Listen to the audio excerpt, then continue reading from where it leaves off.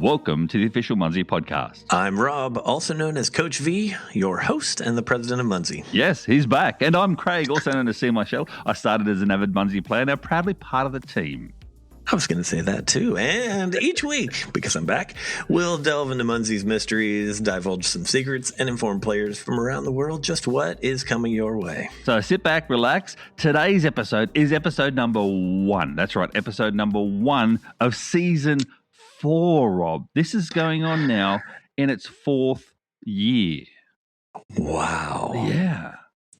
I mean, people didn't think we'd make it out of season 1, all because of me. But because of you, we've made it through 2, 3, and now back to 4. We've been renewed for a 4th season, if you will. We've been renewed, yes. HBO or Netflix have renewed our subscription. That's right. Rob, let's just quickly address, you weren't here last week. I had a great fill-in too, by the way. I think Tim, Minnesota boy, did a great job on the show and really explained his role more, explained the fact that Munzee's now gone back to a physical game to a certain degree. If you want to, you play your way. So I think we had a lot of great information. Have you had to listen to last week's, Rob? You know what? I don't always listen to a lot of podcasts, do I? So the good news is I did. I actually did listen to it. I listened to it yesterday, knowing that when we recorded today, you would ask me that question, and I didn't want to be embarrassed saying, no, I haven't listened to our podcast. All the other times, I've heard it because they're live while we record. But I did think it was good. It was nice to hear, everybody get a little history of Minnesota Boy and how this has all come about and what his production and shipping is like, and the fact that he revealed he ships every single day. Like there's something going out worldwide every single day. It's kind of cool. So I know. Even those days, Rob, the whole, in my day, I used to tread to school in the snow that it was 6 feet tall. He's in snow at the moment that's almost 6 feet tall, and he's still getting stuff out shipping too. So he makes it happen. He uses sleigh or he uses, some other means of transport, but he still gets it done. He still gets it done. He gets the road clear in his little area where that's his responsibility. Gets that road clear, gets out onto the rest of the streets that the city, keeps clean and gets to the post office and his other job as he talked about. And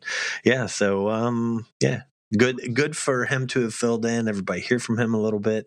And from me, thanks Tim for filling in, and thanks to you for keeping it going, but also me not having the stress of trying to build this podcast into my agenda and just having a week away, refreshing, I suppose, and some people out there as usual, use Munzee for tracking, and knew that I was bouncing a bit, and my captures were sporadic, is a good word for it, and so that made it kind of told a bit of a story about what I was up to, we had a little family cruise, celebrating Lou's parents' 50th anniversary. So it was very nice.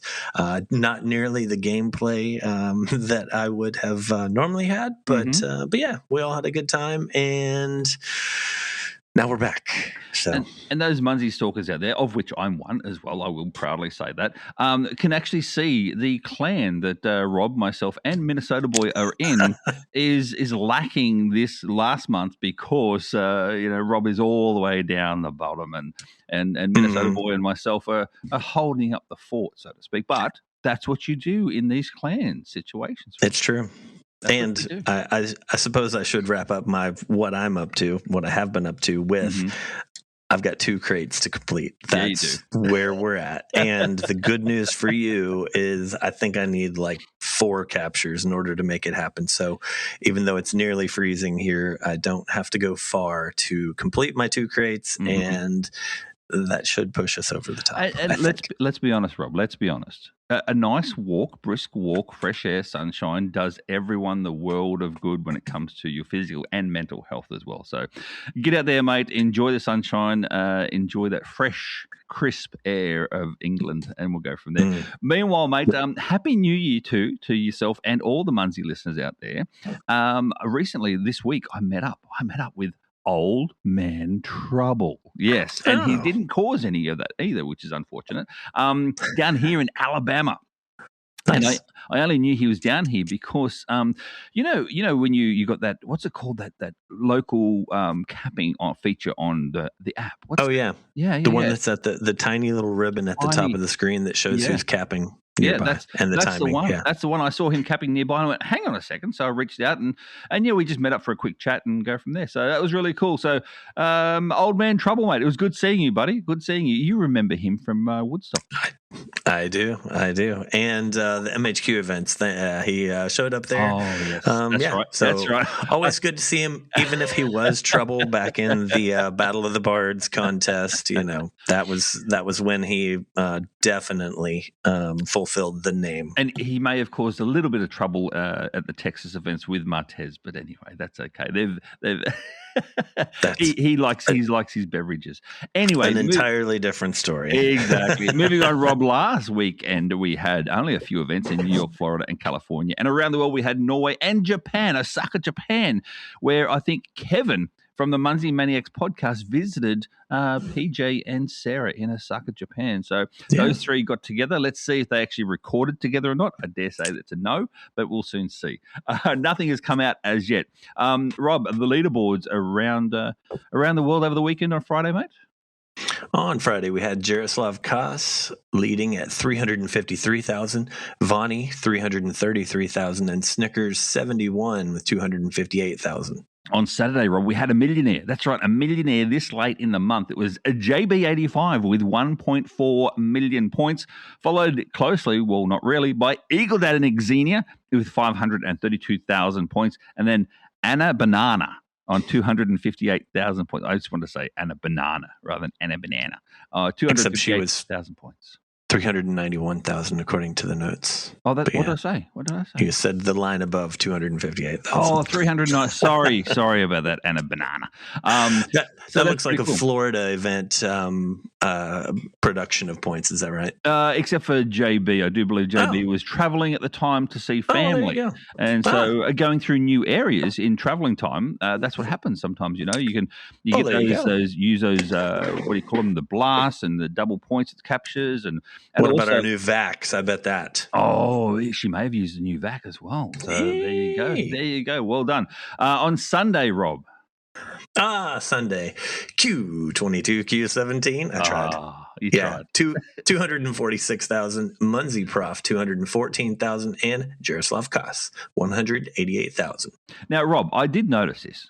This has come about over the last few weeks.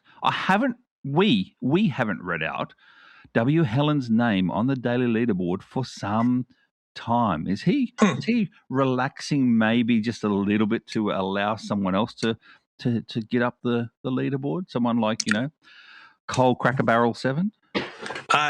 Interesting. A new name on the rollout there. We haven't seen that name really that much recently either, because we used to regularly say both of those names. I've got a feeling they're both still active. Yeah, absolutely. Perhaps the activity has slowed a bit. Interesting. Mm-hmm. This time of the year, Rob, everything cools down in the US, so maybe that's a possibility. That's what it is. Speaking of slowing down, events this weekend is quite slow. We only got Iowa and Texas, and around the world, mate. Well, over here in England. That's it. So three this weekend. Wow. So that's what I mean, slowing down. That's slowing down. Big events, though, coming up. These are the ones we're looking out for. January 9 to 11, North Netherlands, 3 big events, FRLK's birthday.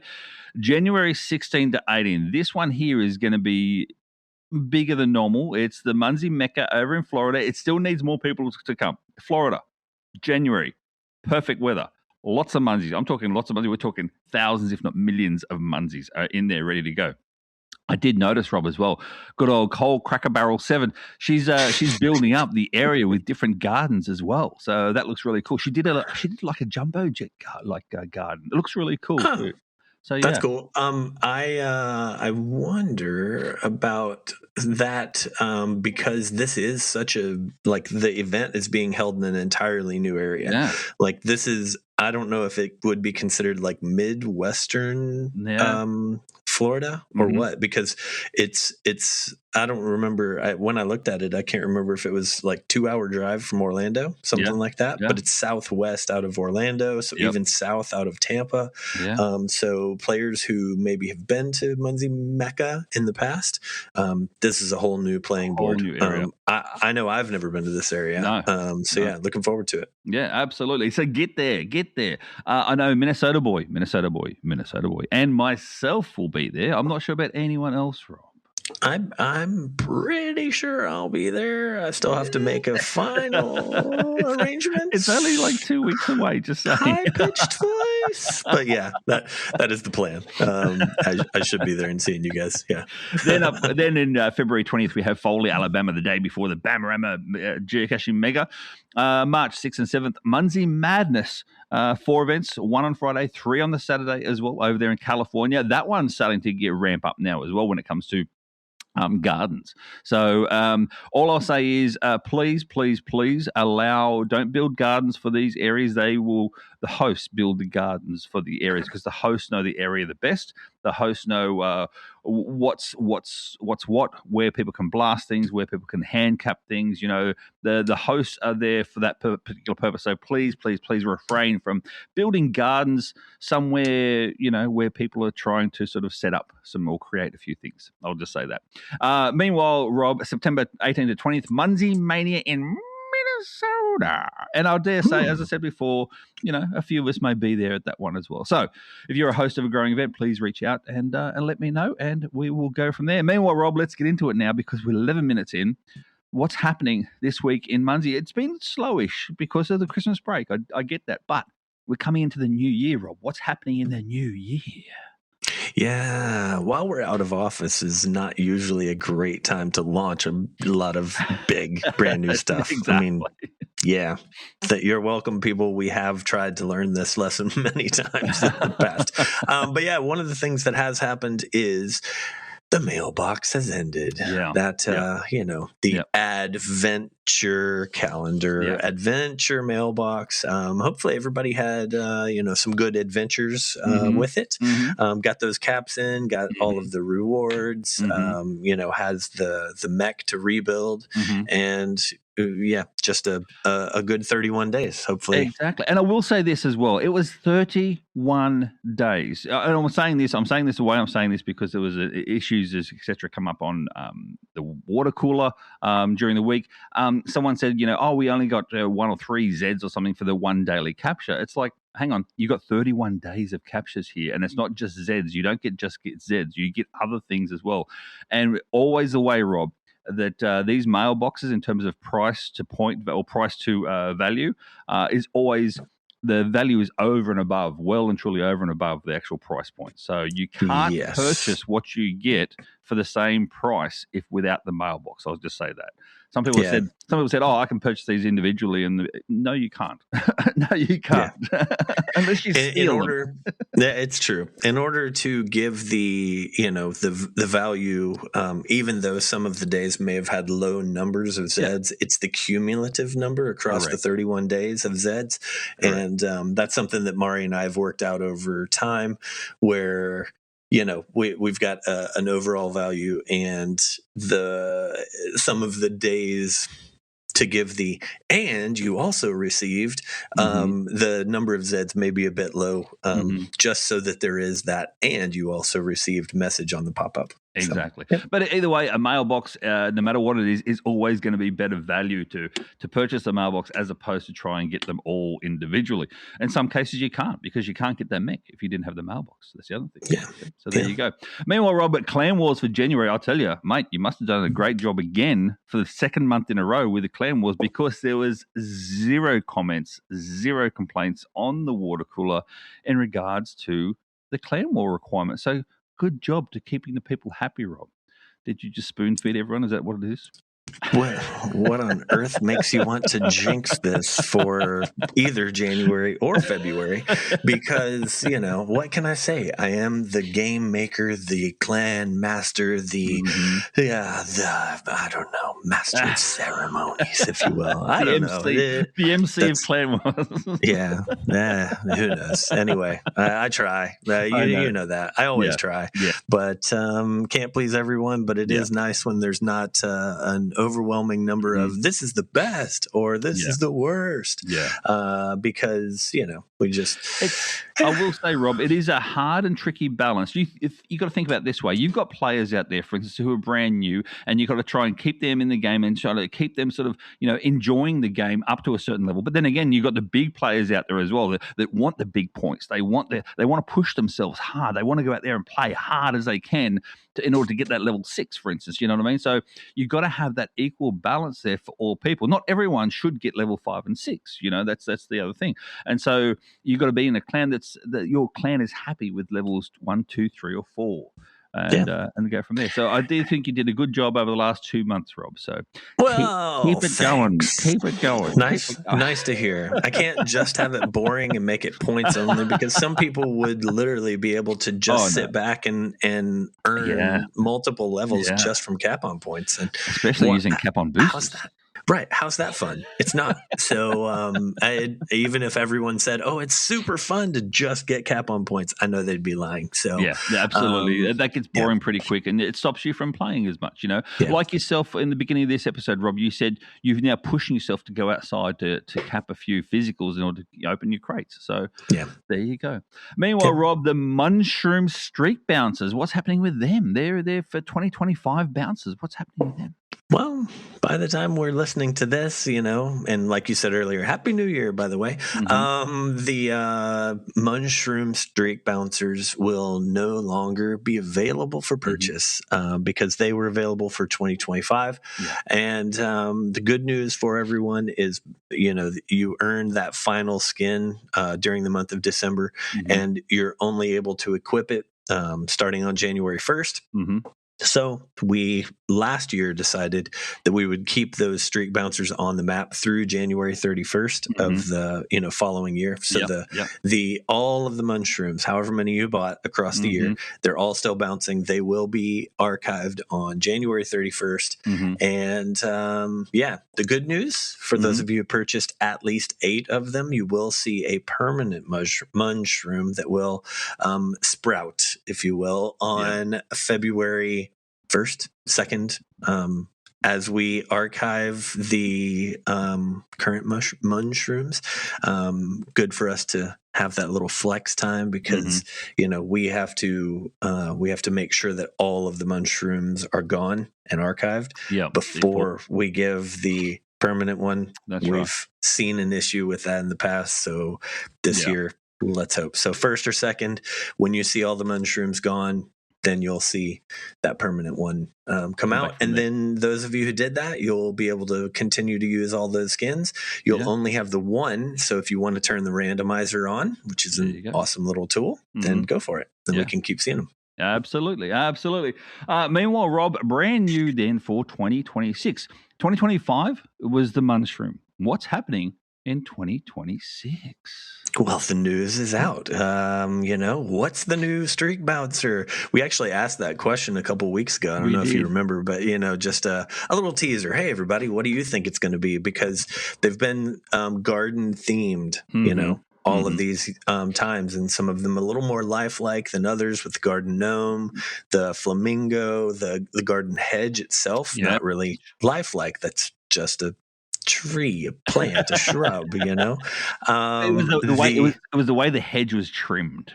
Yeah, that's what it was all about. So the shape as animals and things like that. But the mushroom, it took on a little bit of a life of its own.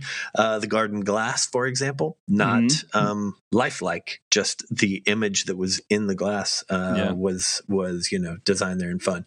So this year is The gargoyle. Everyone's going to have garden gargoyles looking over your garden and protecting it all year long. Can you imagine the year-end badge that involves all of the different gargoyles?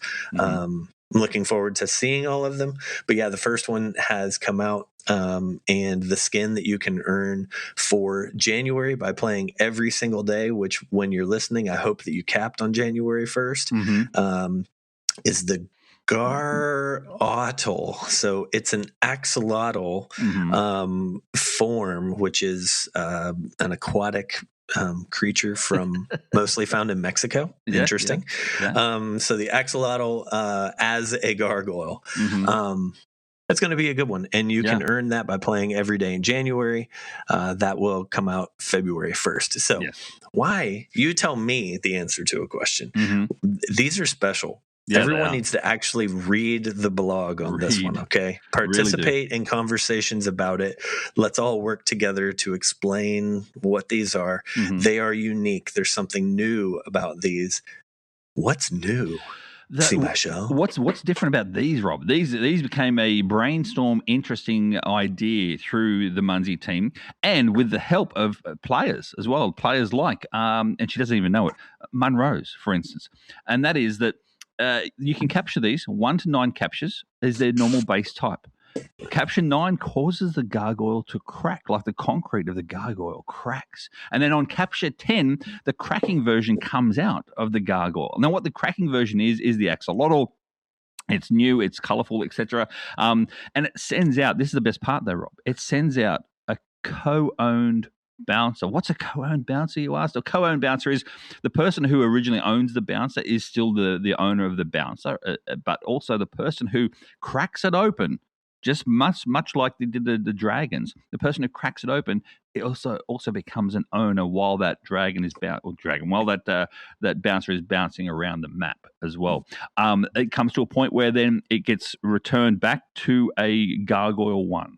And then the co-ownership is gone. But so that time though, that it's co-owned. So people like Munrose out there, you will be able to see which ones are cracking, etc., using the good Cuppa Z. Sam, if you're listening, I know he does. Then you can use Cuppa Z just like you did for the dragons as well. The evolving versions, right? Version of dragons, yeah. So something similar like that. You will be able to, possibly not at this exact moment, because that would mean we'd said you can. Well, we know it'll come out soon. Don't expect it today, but who knows?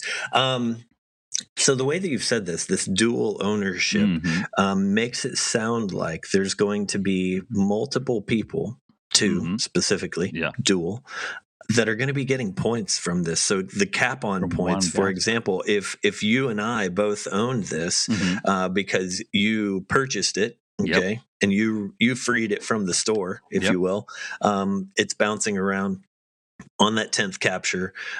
I capture it, and now all of a sudden I have co-ownership of this axolotl or whatever the gargoyle is now bouncing. We both get cap on points from that. That's right. Now, what happens as well, Rob, is we don't share the cap on points in terms of, normally it's 200 points. Say, I'm just pulling points out of my backside at the moment because I haven't got them on the show notes. Numbers. Say, for instance, it's normally 200. We don't get 100 each. No, we get 200 each. See, so that's how it works too. So you're not sharing the points, but you're sharing the love. There's a difference. It's a new idea that the team kicked around, to take what we did with evolving dragons as kind of an experiment last year, which was fun, and it's been successful. And you do have people, like you said, Munrose, that chase these things in order to get the ownership of that next level. And then at the end of it, the cycle of life, then that final one is archived, and then it goes back to the original format, which is owned by the Dragon Keeper, I believe, is the one that owned the eggs, unless people purchase them through crates or the store. So this one, the players that make the additional effort of purchasing these gargoyles it will return to them at stage 1 every single time. Yes. So they'll be the ones getting the majority of the cap on points because they are the ones who put the effort, the money, the support of the company in on this little program. So we're looking forward to it. It's a new thing. Yeah. I've got to say that because it's new, there is a lot of room for confusion. There was a lot of room for confusion within the team, mostly on my part. Let's call me the old dog. This is very much a new trick. I am still learning this new trick. So we've been discussing this for quite a while now. We put together a graphic. That graphic is included in the blog. I looked at that graphic many times and had it explained to me verbally, multiple meetings, and I mostly understand it now. So that's good. Everyone truly needs to read the blog for themselves. You need to absorb the information. You need to get involved in the conversations where they're taking place, water cooler, Discord, those types of things, and at events, but mostly just get out there and try it. It fits into the gameplay of if you see it, cap it. That's right. It's not. If you become a dual owner of one of these things and you don't understand why, that's okay. You're a dual owner. You've got cap on points coming in from something that you did not purchase, but the person who did, they are going to be grateful that you capped it because they got those cap on points, and they're going to continue to accumulate them. We are not losing anything with this new game piece. It's something new that the investor, if you will, continues to accumulate and earn and receive rewards from. All right. So, we hope everybody enjoys it. As with many things, is it a test? Sure. Is there a future? Sure. Are we going to be working that out as a team so that we can put together something even bigger, even cooler, sure.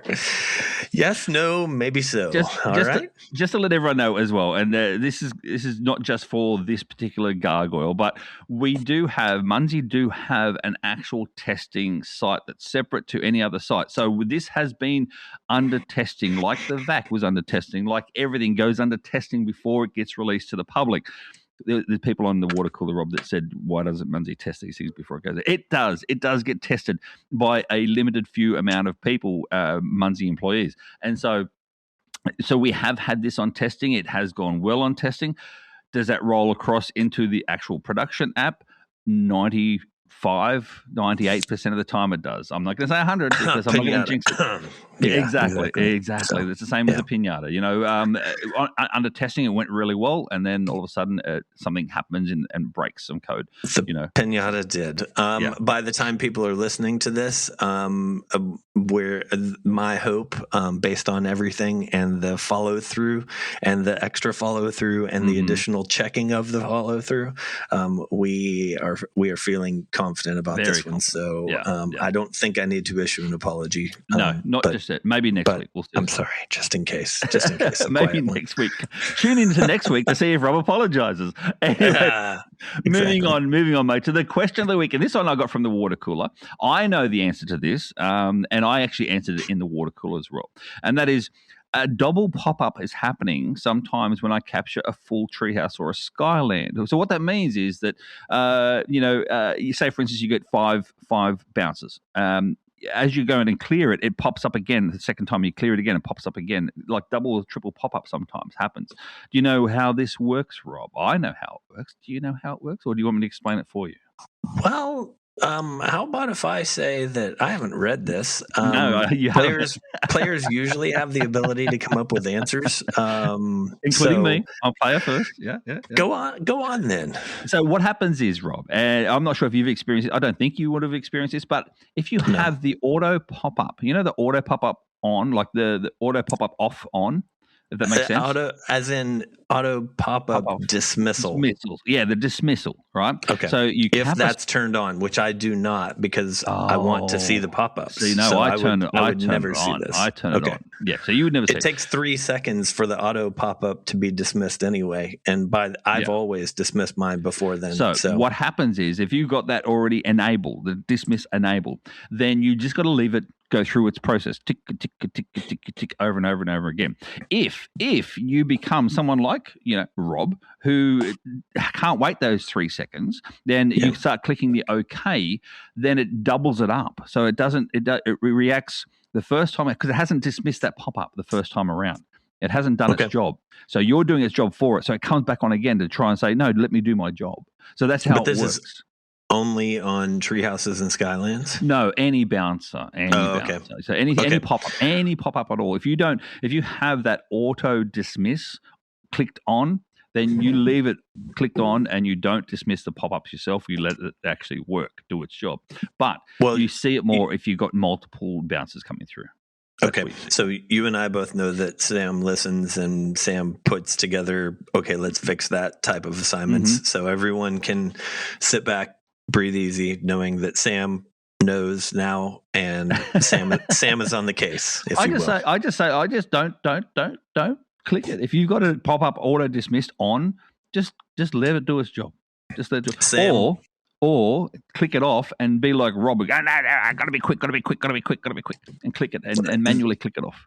If the purpose of turning on the auto dismissal is because you want it to go away quickly, you should actually just leave the auto off. Just leave it alone and just push it, because you don't even have to hit OK. You realize you can tap anywhere on the screen and the pop-ups go away. Yeah. Just saying. Well, there you go, Rob. That's the tip of the week then too. You've just jumped in with the tip of the week. The Munzee tip of the week, Rob, is if you're going to do a dismiss, you can click any part of the screen instead of just the OK button. The OK is not actually a button. It's any part of the screen, Rob.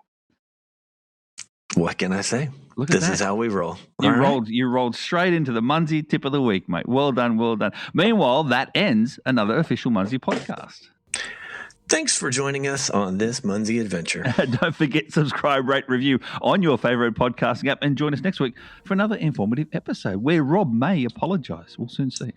Absolutely not. And remember, Munzee is more than a game. It's a worldwide community of mobile game players. So keep scanning, keep discovering, keep that Munzee spirit alive. Rob, 1, 2, 3, Happy New Year. Oh, look, yeah, you're going to say Munzee on. I saw it in your mouth. Munzee on. Oh, pardon me.